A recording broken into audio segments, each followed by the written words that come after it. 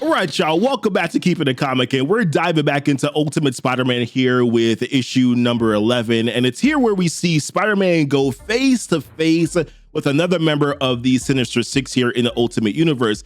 It also seems like Harry Osborn, aka the Green Goblin, has found something that he needs to tell Peter face to face, and Uncle Ben drops the hammer on Peter Parker, and I honestly wasn't expecting this. So right here, we find Spider-Man waiting at a stakeout right now, and he's supposed to be doing this stakeout here with Harry Osborn, but dude is nowhere to be found, and he's not picking up his phone. And by the way, Harry Osborn's voicemail is one of the most ridiculous things that I've ever heard. Like, this dude is a pompous a-hole, man. So it says, "Hello, you've reached Harry Osborn. If you have this number, then congrats. You obviously have my attention and quite possibly my admiration. That also means you're probably important enough that I'll actually call you back. So leave a message and I'll do that as soon as possible, or not." So Spidey, he gets all desperate. He's reluctantly having to reach out here to Otto Octavius because listen, Peter does not like Otto at all. And so he asks him the question. He's like, "Yo, have you seen Harry?" To which Otto lets him know, "Yo, I have not. Also, I'm not the dude's keeper, so why are you even calling me?" So Spidey asks him, he's like, "Okay, what about his suit then? Is his suit there at all?" Which he's like, "No, the suit is not here at all." So Spidey gets him to try and track his suit. And when he did, Otto recognizes something that is odd about this whole situation here. And when he was about to tell Spider-Man, Spider-Man lets him know, he's like, "Listen, actually hold a pin in that right now. Pause because something just came up." Now, what that thing is here is that it was a bunch of Martin Lee's, aka Mr. Negative's men, that were running into a city bank here. So naturally, the Spider-Man, right, he jumps into the situation. Of course, now he has to do this all solo, which, as he says, is more fun for him.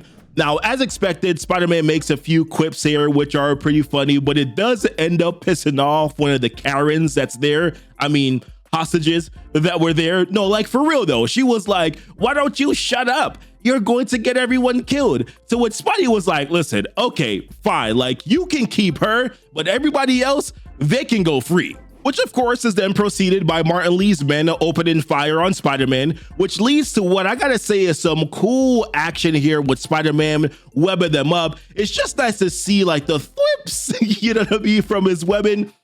And there was one moment here that I really liked because it's like so grounded Spider-Man. He's like, "Wow, are you guys terrible at fighting, or am I just getting way better at this?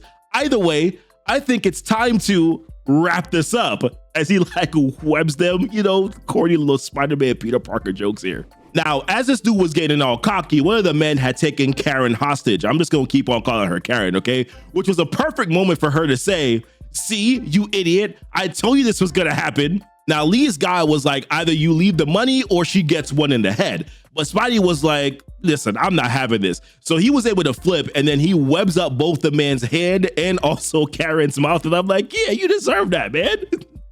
And in that moment, Spider-Man hears a voice that says, "It appears you've made short work of my men." And when he turns around, he sees that it's actually Lee himself. So Spidey makes reference to his man bun and then lets him know after all this is done, people are going to love him in jail. But then Lee just says, "You think you're the man to put me there?" So then Spidey's like, "You think I'm not?" And then he continues, he's like, "Oh, I'm perfectly aware of your impressive abilities, Spider-Man. It's hard to forget what you and your companion did to my colleague, the Black Cat, a few weeks ago. Hard to forget and impossible to forgive." And what Lee is referring to here is back in issue number 9, Goblin and Spidey went up against Black Cat, and dude got thrown off a roof by Green Goblin getting upset.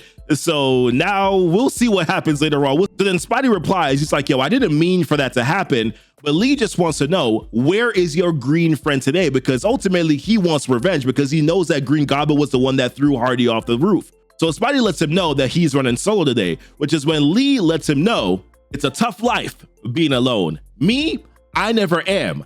I don't allow it. which is when we start to see a bunch of hands starting to grab Spider-Man here. Now, what Lee had done was that he used his powers here of, let's just call it persuasion, that he has to control the hostages in the banks to attack Spider-Man. But Spider-Man still didn't really get what was going on. So then Lee explains, he's like, these people, they work for me now, as they start to like rip, pull, and tug at him until Lee finally says, doing the good work of stopping men like you.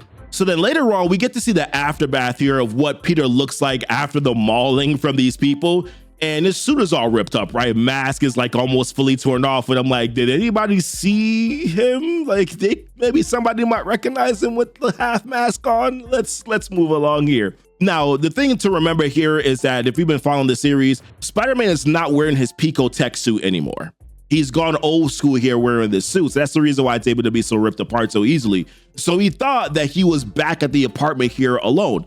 But MJ was there seeing him stumble in. And she's like, hey, having a bad day at work? And she also lets him know as well that the kids aren't there right now. And I gotta say, I really like this dialogue here between both, Peter Parker and MJ. It's really nice. So Peter's like, thank God, I didn't want them to see how I look and to freak out. So then MJ is like, okay, well, yeah, maybe worry about me right now. So Pete tries to like smooth talk her a little bit. He's like, right, well, to start off, you look amazing today. So she's like, thank you. And I'm gonna admit here, she looks pretty good right now on this page. So he's like, okay. And I know this all looks bad, but believe it or not, it was a moral decision. I could have avoided it, but innocent people might have gotten hurt. So I took the beating. And then he continues, he's like, I feel like there's something that you want to say and I should pay close attention when you do. So then she continues, she's like, yeah, so I think I've been pretty cool about you becoming the new you. And I'm like, based on what I know about the main 616 universe, I'm hoping that she's not going to pull that same thing here in the Ultimate universe. So she continues, she's like, I think I've been taking the threat of violence and an overall looming sense of danger in stride. And he's like, okay, I agree. So what should I do if, say, I'm starting to freak out a little bit here? But he responds by, he's like, yo, because of this? And he's like, sure. And the thousands of photos and hours of video you take for the paper. Peter, I don't think it's ever come up before, but had you ever gotten into a fight before all of this? And he's like, sure, Flash Thompson, 8th grade. How'd that go? She says. He's like, well, I mean, he beat the crap out of me, right? It was terrifying. So then she replies, she's like, so how are you dealing with it now? He's like, I hate it. I mean, it feels good to stop someone that only someone like me can stop. But I don't want to hurt anybody and I don't want anybody to get hurt, which is when she says, which is why you're the perfect for this, I suppose. But do you promise to tell me when I should get scared? And he says, baby, if I ever come home and tell you it's time to run, be ready to run. But until then, please don't worry. I'm supposed to be doing this. Which seems to have kind of calmed her down for a little bit here, because then she says this, which is like, it took me off guard. She's like, you want to fool around? And I'm like, what? But Spider-Man, unfortunately, had already made some plans here to go see Uncle Ben. And listen, man, my guy missed a perfect opportunity here. He got no kids at home. He got his wife there. Man turned on an opportunity here to get the games. Listen, you better than me, Spider-Man. You are way better than me, my guy. And then we shift back here to Martin Lee and the Sinister Six, right? So Kingpin is upset because Martin Lee had Spider-Man and then he let him go. So Lee lets him know, he's like, listen, it wasn't like I was in an opportune situation here. At best, this whole thing was a stalemate. How it took less than a minute for Spider-Man to take out all of his men. So knowing Spidey's abilities, he's like, I took the chance here that I had to get on up out of there. And then Moment is like, well, what about your powers of persuasion? He's like, did you fear losing that battle as well? But Lee was like, I can judge Will at a glance, Moment, as one measures determination. The spider would do well in comparison to everyone in this room, which basically to me is kind of translated as it wouldn't be as easy to control Spider-Man because of his will. So Kraven is basically like, listen, whatever we do, we got to kill this dude, because now we aren't 6 anymore, we're 5, because remember of what happened to Black Cat, which is when Black Cat rolls in his wheelchair here and he's like, listen, I am not giving up my seat yet, and how his territory will remain in the Hardy hands, which is when we see his daughter Felicia Hardy step out. And I'm like, okay, I see you. as Walter Hardy continues to let us know that she will stand in his place and how what's his is his. Now, Felicia, she doesn't really get much play here in this particular issue, so I think we're gonna have to kind of wait until issue number 12 to kind of see that here. But with Hardy saying this now, what's his is his, Kingpin gets really pissed off about it, and he reminds everybody, he's like, listen, what's yours is actually, it belongs to him, and how you're ruling because he allows it. And then he goes on to say that there are currently too many rats biting at his feet. Whatever distractions, plans, or agendas you might currently have, stop them all now. My kingdom is in rebellion, and I will not be pleased until there are bodies laid before me. So now back at Memorial Park, this is where we see Uncle Ben looking at all the names that had died from back when the Makers Council had blew up Stain / Stark Tower. Now, as a reminder here, just in case you're kind of catching up on the series, Aunt May Parker was one of the casualties that was in that bombing, as well as, of course, Norman Osborn, that has been mentioned before, and Norman Osborn's wife. Now, while Peter walks in to meet with Uncle Ben, he's seeing a message here from Harry Osborn. Now, Peter wants to know what happened to him and why he wasn't there to help him with the stakeout. But Harry lets him know that he can't tell him over the phone and that it has to be something that they talk about here in person. So Peter lets him know that he's at Memorial Park. So Harry says, okay, I'll meet you over there later on. So Peter and Ben, they start to have a little bit of a conversation here, right? Both expressing how they miss Aunt May, and of course, for Uncle Ben, that's his wife. So Peter mentions to Uncle Ben how he knows that Aunt May would absolutely love what he's doing right now with the paper business. But then Uncle Ben switches it up on here on Peter, and he says, well, she'd love what you're doing too. So I'm like, okay, does Uncle Ben know? So Peter starts talking about like, yeah, she did like my photos, but then Uncle Ben is like, she did, but that's not what I'm talking about, Peter. So I'm like, this dude actually knows. And if you see the look on Peter's face right now, it's like he doesn't know what to say right now. So Uncle Ben lets him know that when he found out about Harry Osborn, that is when he started to realize who Spider-Man was, right? He realized that it was Peter Parker. So now Peter starts to feel a little guilty. He's like, listen, I wanted to tell you, but then Uncle Ben cut him off. He's like, no. As a matter of fact, even though I know, still don't tell me. Don't ever say it out loud. And then Uncle Ben wants to know. He's like, who already knows? Like, how many people already knows? And that's when Peter tells him, he's like, there's about 6 that know. And that including Uncle Ben, that would actually make 7 now.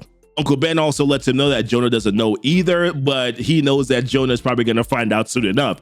But now with what Uncle Ben knows about the Maker, right? Creating this universe here, creating the Makers Council and everything, he really wants Peter to keep those things secret, because the life that he has, and of course the lives of the people that he needs to take care of, they are in danger right now.